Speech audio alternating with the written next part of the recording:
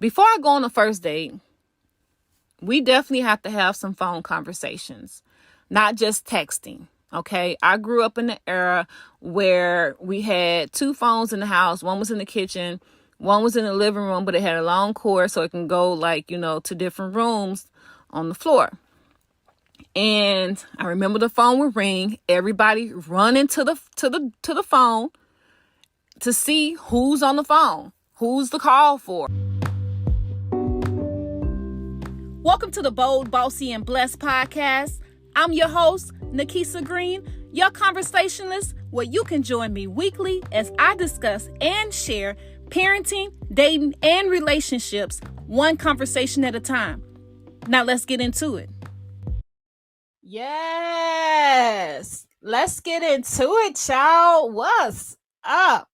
I am the host of Bold, Bossy, and Blessed podcast, your favorite conversationalist. And I am so excited to be with you for another episode. Thank you for joining me again this great Monday for episode 7. I have been having technical issues recording, but I have learned that you don't have to wait until it is perfect. You can go ahead and start, and you can also just be transparent with your viewers and people that are listening and watching and letting them know what's going on. Before, I used to try to make sure everything was perfect before I got started. And if it wasn't perfect, I was not going to press record. And I have learned that a part of being consistent and executing includes there being issues or things that may happen and come up that you just have to roll with. So one of the issues that I'm having with my streaming, which I don't know why, I paid my internet bill. I work from home, so I know that the internet can take on large amounts. So I don't know what's going on, but there's a lag on this podcast recording. So I am trying something different by having the microphone kind of in my face, in front of my lips. I've seen other people record podcasts like this and they seem to get great views. So we will see how this works for me. Okay. So I know last week I talked to you all about meeting a gentleman at a book signing, and I have been having conversation with him all week. It has been going good. I really enjoyed the conversations with him because it is very refreshing to be able to just have real conversations with the opposite sex. And today, when this podcast episode airs, we will be going on our first date. So I'm pretty excited about it. I don't know what I'm going to wear because in Texas, in Dallas, it's going to be 91 degrees tomorrow and sunny. So I don't know what I'm going to wear, but I know probably won't put on any jeans, probably, I don't know, a sundress or, yeah, probably a sundress as I'm talking about it or, chit chatting with y'all about it. Probably a sundress since it's going to be hot. So y'all already know since it's the first date, and not just because it's the first date, but I'm just referencing last week's episode when we talked about must-haves for the first date. I'm making sure that I have my chapstick in my purse. I have mints and gum in my purse, as well as lotion to make sure I am not ashy at any points. And other than that, I am just going to bring my real, authentic, transparent self and enjoy the date. To me, I feel like when you have conversations with a person, especially on the phone before you get to the first date, that it's important to just be in the moment and to enjoy the moment. I am not at a destination. I am at enjoying the journey of getting to know another human being, of getting to know someone else on this date. So I'm pretty excited about that. And so I want to talk today about a couple of reality TV shows. And if you follow me on social media, or if you have been following me on social media, especially Facebook, you already know I love TV, reality, love shows. I do have some favorites. Right now, I am currently watching Married at First Sight season 16. I'm also watching, oh, I just watched Queen's Court, which I'm getting ready to talk about in a second. I'm watching Ready to Love. They are in Dallas. I don't know how to feel about the Dallas episode with these people on here because I applied for the Dallas episode. You know, they do two parts. So I applied. I didn't hear back. I did hear that they got my application. I didn't hear back from them that I didn't get selected. But it's been very interesting to watch. I will say that. And I'll talk a little bit more about it in a few minutes. I'm also watching I don't know what I said already, but Married at First Sight. Oh, Love is Blind. Love is Blind is back for a new season. That I just don't understand. Sometimes I question the integrity of the producers, I guess, because I understand that yes, entertainment is good for TV. Yes, you don't want the TV show to be boring. But if your vision and your real goal is to unite two people, two strangers, in hopes of finding love because you feel like they are good matches for each other on paper. Now, there is chemistry and you can't match chemistry. Either you have it or you don't. But I am a believer that chemistry can be built up depending on when you once you get to know a person. And we are seeing that on Married at First Sight right now with Shaq and his wife. Like at first she was saying that she wasn't attracted to him because he had a bald head. And now she rubbing his head and the attraction has gotten better and they've consummated their marriage. So to me, it just depends on, I guess, the patience of two people wanting it to work and taking that risk to find out if it will work.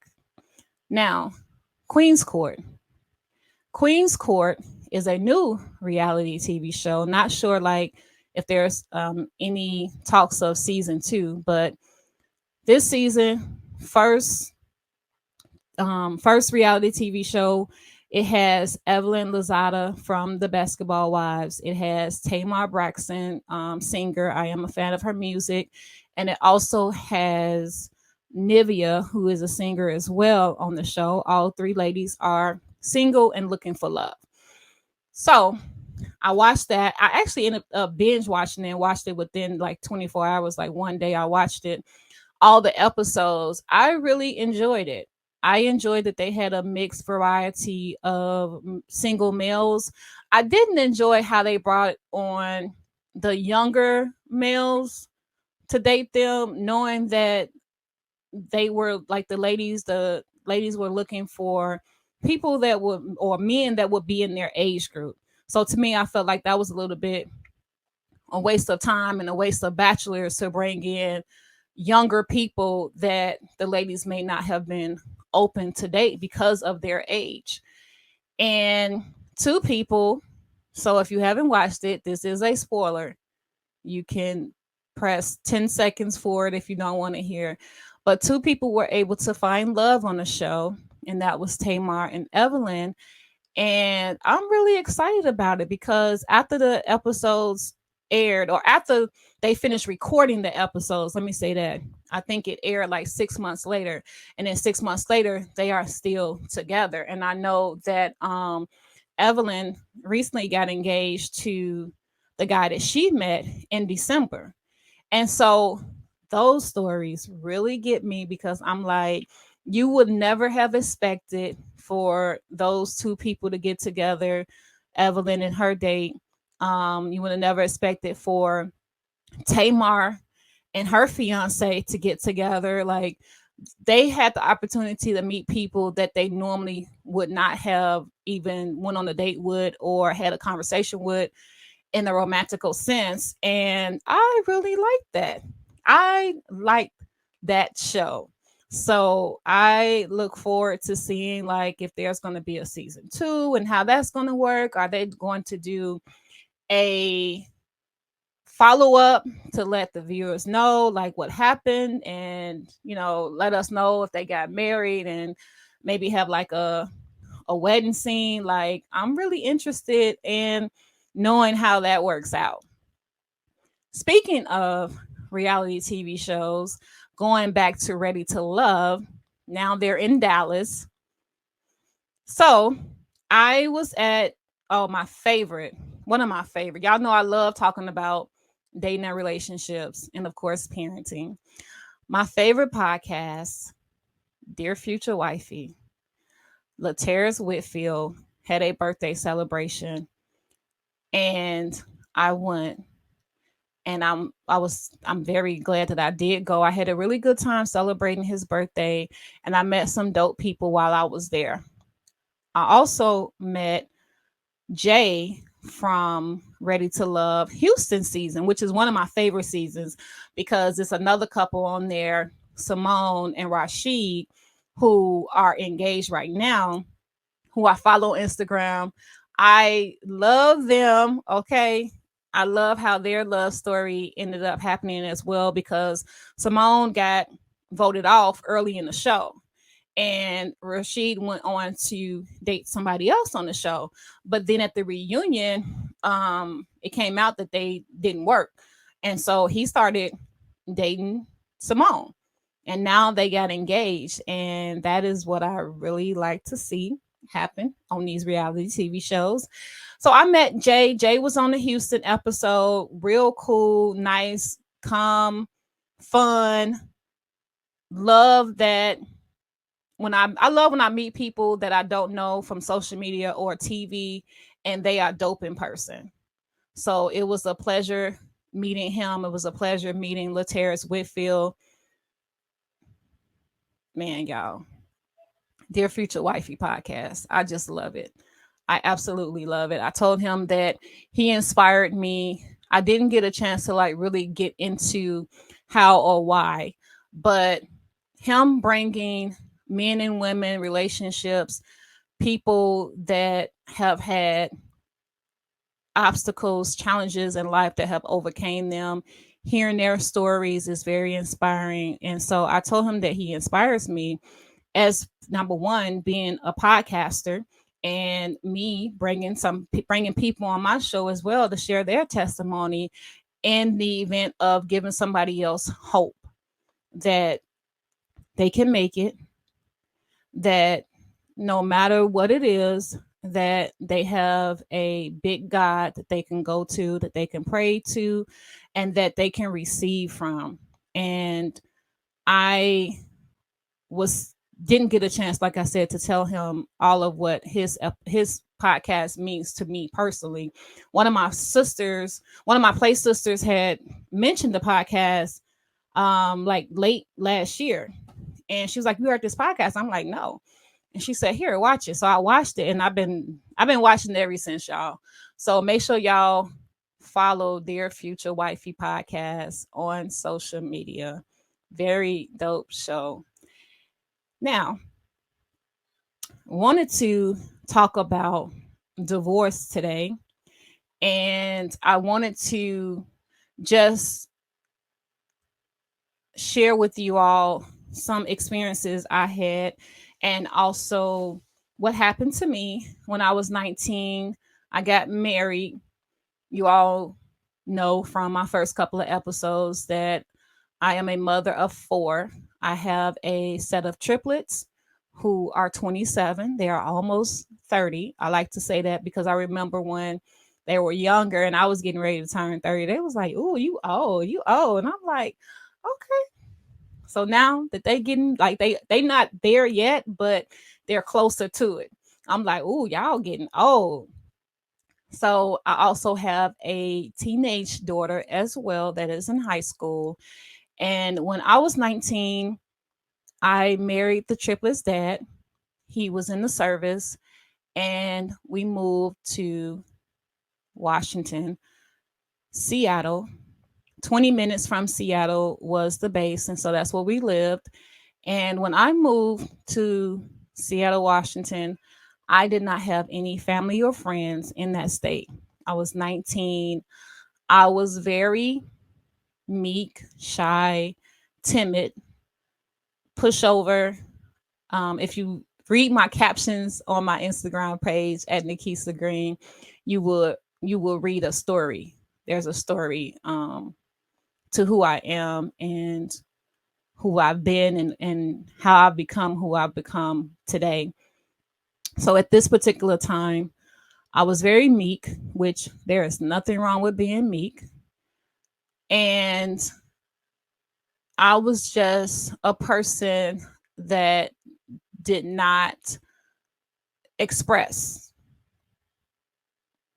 myself verbally to my husband at the time. And I was also afraid of my husband and his temper.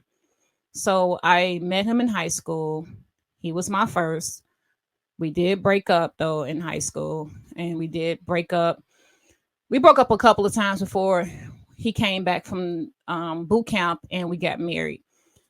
But he was my first, and I didn't know anything else.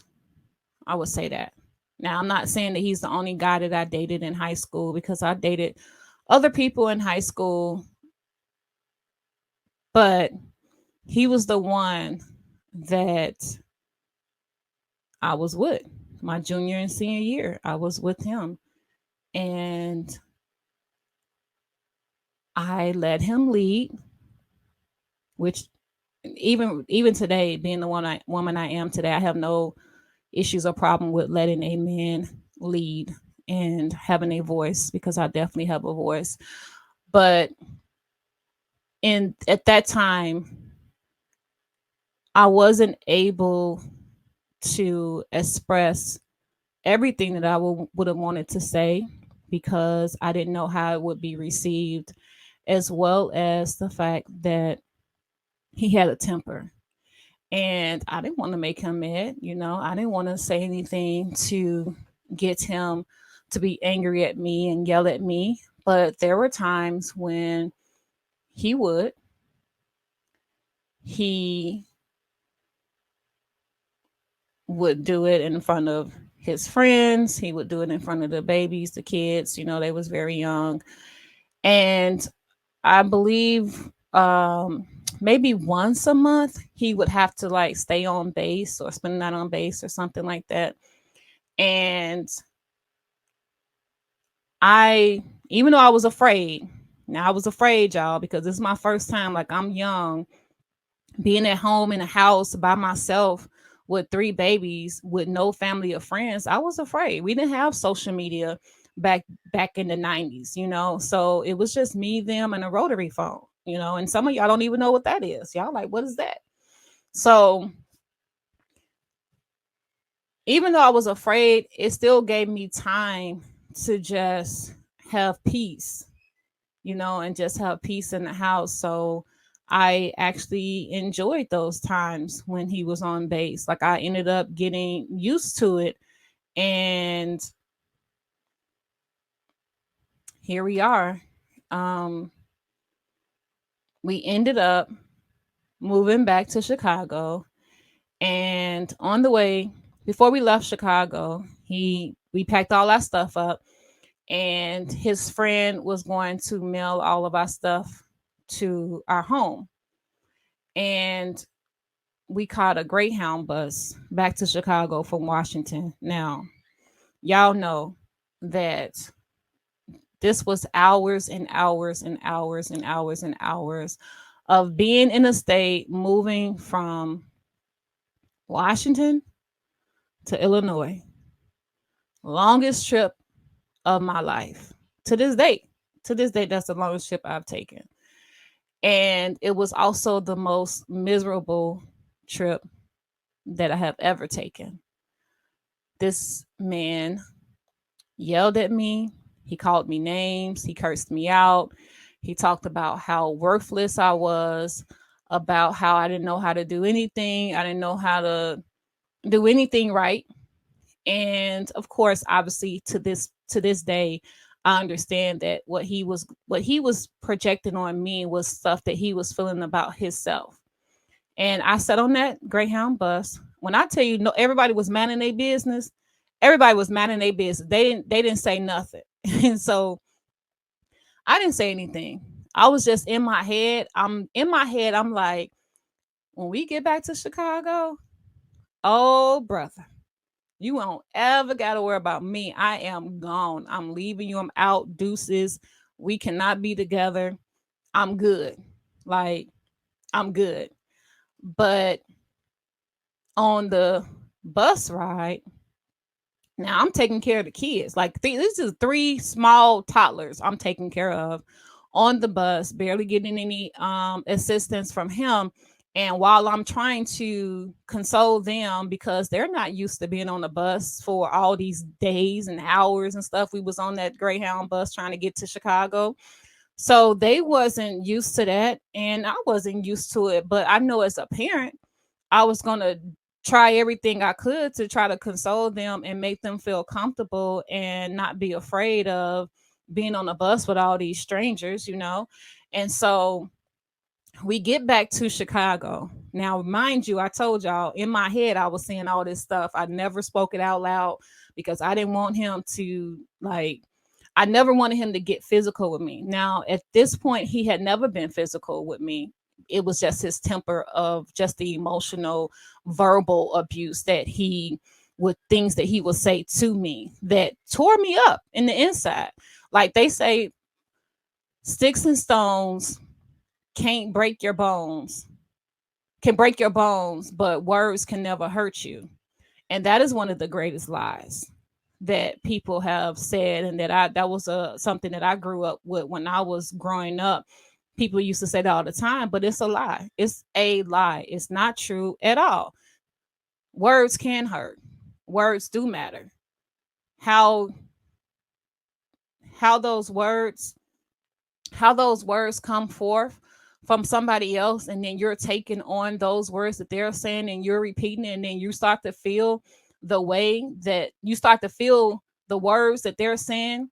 You start to feel that in the inside, and you start to believe it as well because you're not being told the opposite, and you're not even telling yourself the opposite.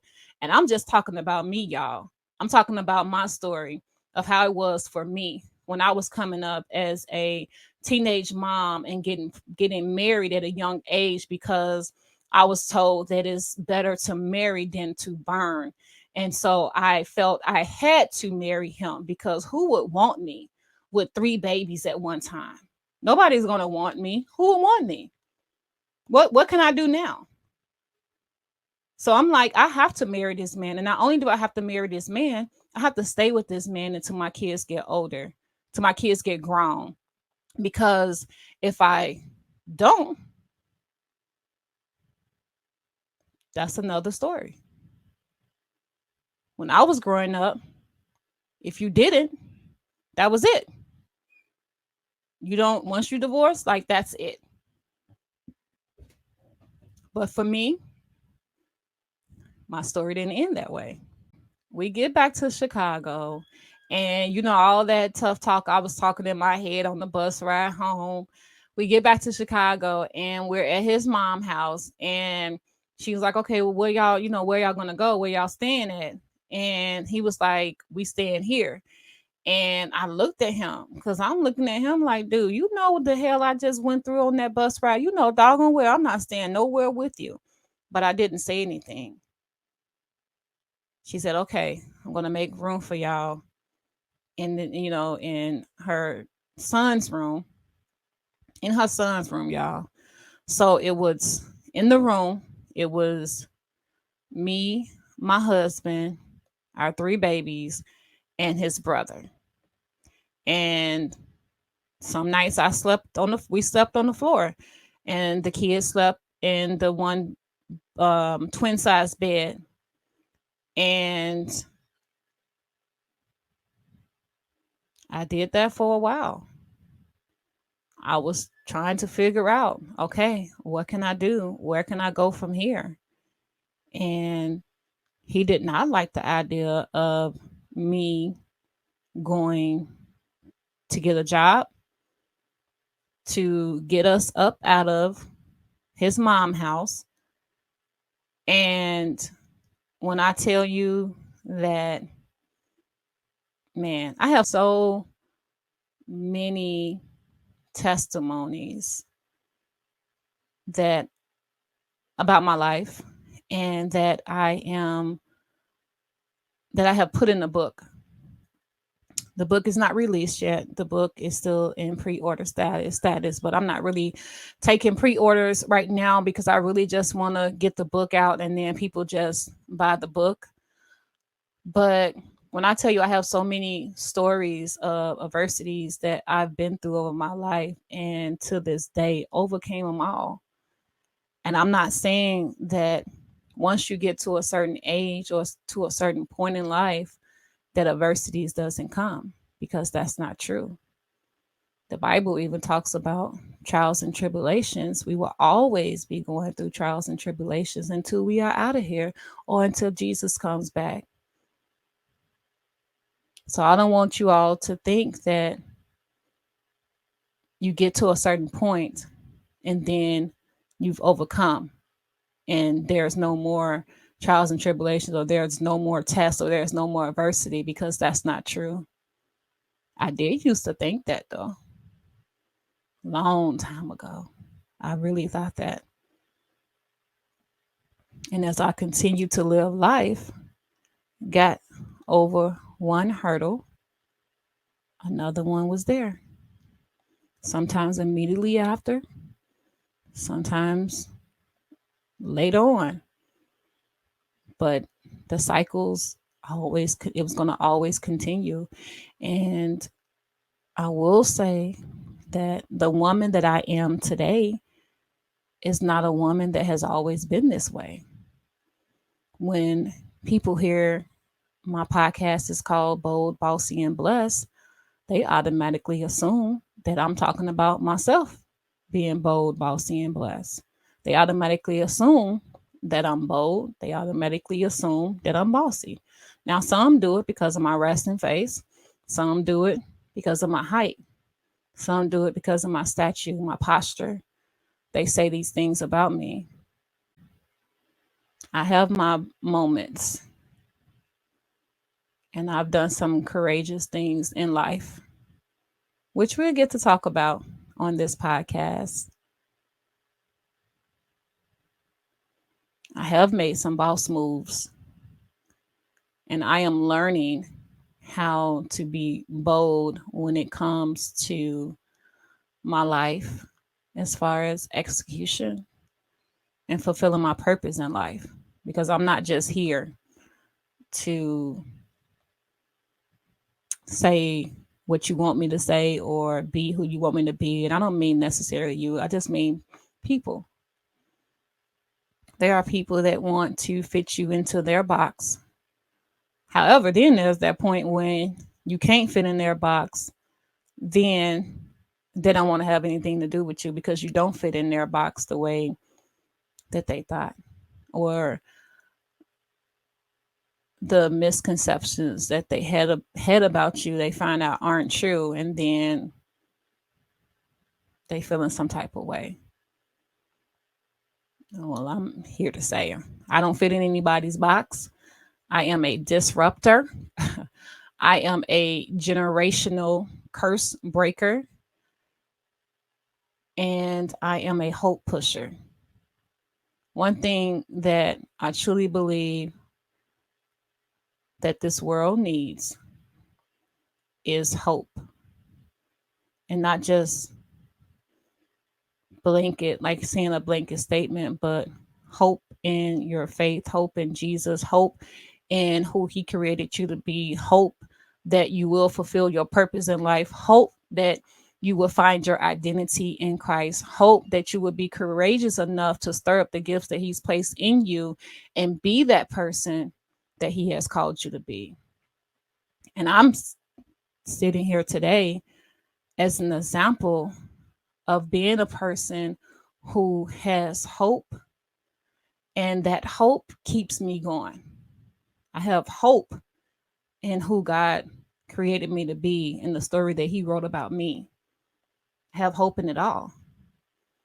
And as I continue on this journey, discovering more about myself and who I am, because I'm always learning something new about myself, even if it's a weakness, even if it's something that I don't like, I'm always learning something.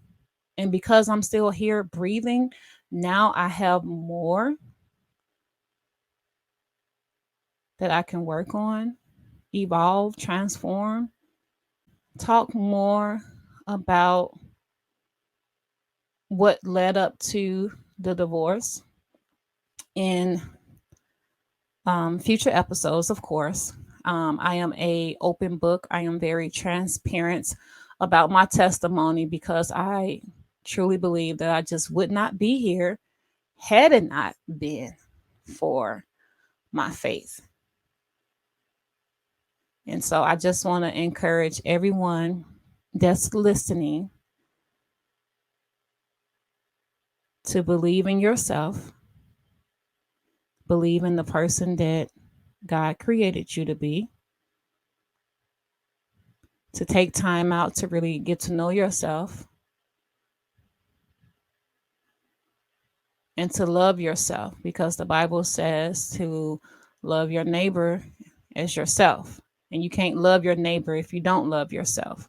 But it's not just about just loving yourself and that's it. I think people have it twisted. That's why I don't like to say that often, love yourself, because people have it twisted and that's all they're doing is just loving themselves, and they are so selfish. But that's not the message that I want to give to my audience. My audience, I want you to know that love yourself so that you can love others as thyself. And on that note, thank you for tuning in to another episode of Bold, Bossy, and Blessed podcast. I look forward to seeing you next Monday where I release another episode. And you got to tune in because you got to find out what happened on the first date. Don't forget to follow me on all social media platforms at Nikisa Green and comment. Let me know that you're listening to the show. Let me know what resonated with you. Let me know what comments or questions that you have for any topic that I've spoke about on this podcast. Thank you for bearing with me and tuning in, even though I have some technical lag issues today. Till next time, be bold, make boss moves, and stay blessed. Go to my website, www.boldbossyblessed.com, and use discount code OVERCOME to purchase the ebook, Overcome Obstacles, How to Overcome Obstacles and Turn Them into Success. Thank you for listening to another episode of Bold, Bossy, and Blessed podcast. Make sure you're following me on all social media platforms at Nikisa Green, and make sure you subscribe to this podcast as well. Until next time, be bold, make bossy moves, and stay blessed.